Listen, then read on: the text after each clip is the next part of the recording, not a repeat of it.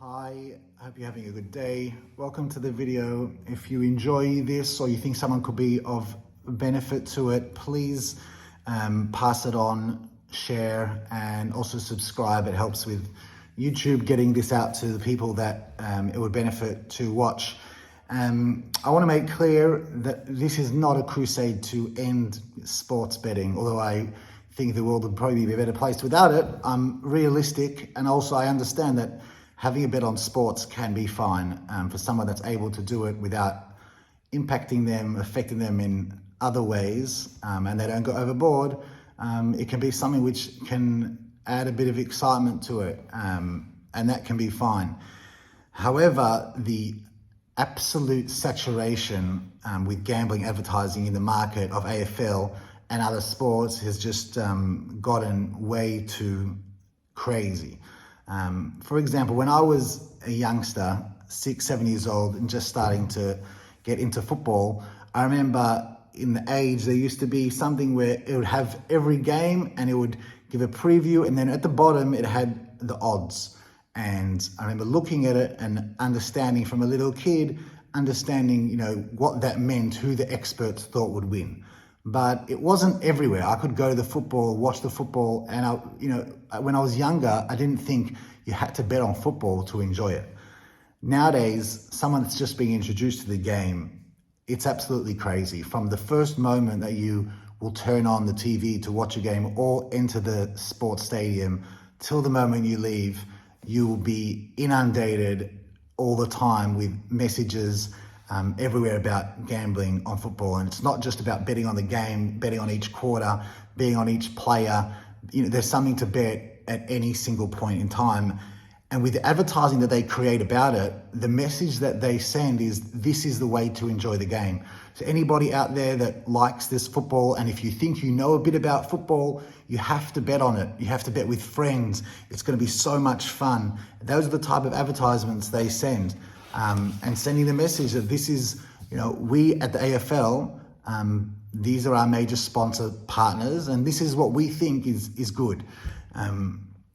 The Victorian clubs, there is something called the Love the Game initiative, which was basically a realization that sports betting was going crazy, and saying from all Victorian clubs, giving out, they had a spokesperson from each club, why you should love the game without having to bet on it.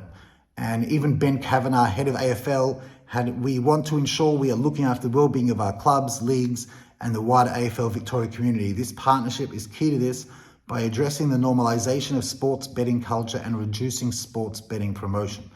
So the head of the AFL in this area has come out with this statement that they realise it's a problem, the normalisation of the betting, and that's the way to enjoy the game. So you have this thing that you have this initiative they came up, but every single thing just stamps on that in terms of the way gambling advertising is.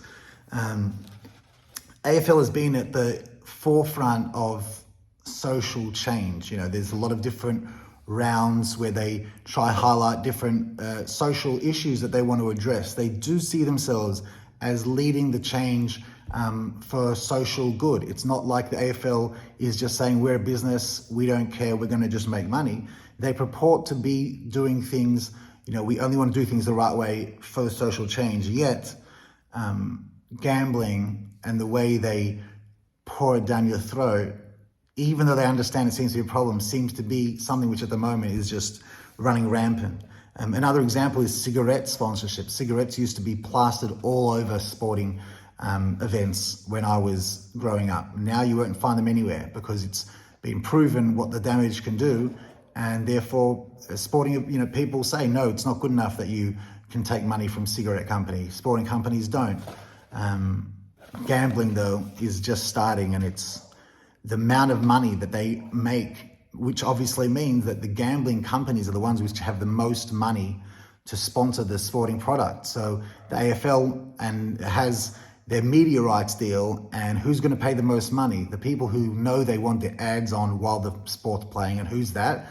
It's the gambling companies. And why can they afford to pay so much money? Because they're getting money from every person that watches that ad and gambles on it. And this is not just the AFL. I'm talking about the AFL because I guess, from Australia, and also it's, my favorite sport, or one of my favorite sports. But it is a problem really with all sports. And unfortunately, it's something which is starting from a young age, because you have this dream team and fantasy sports, and even not playing for money, the advertising gets you in the mode that you have to have something else on the game to enjoy to watch it. It's like promoting in school a packet of chips and Coke for lunch, and then wondering why you have a diabetes problem in this state.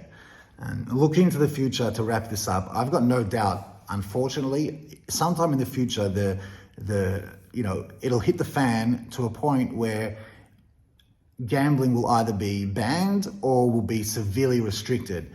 The amount of time that takes could be whoever knows how long, but the damage that it can do to a community, to a country even, and to the people, where it is a normalization that no matter how much money you have or who you are, to enjoy the game of football, if you want to be one of the ones that are one of the popular ones, you have to have a bet on it. I think that's a bit of a problem, and I just wanted to talk a bit about it. And if you have any thoughts, please share them. It's just my opinion, obviously. Have a good day, and I'll be back soon.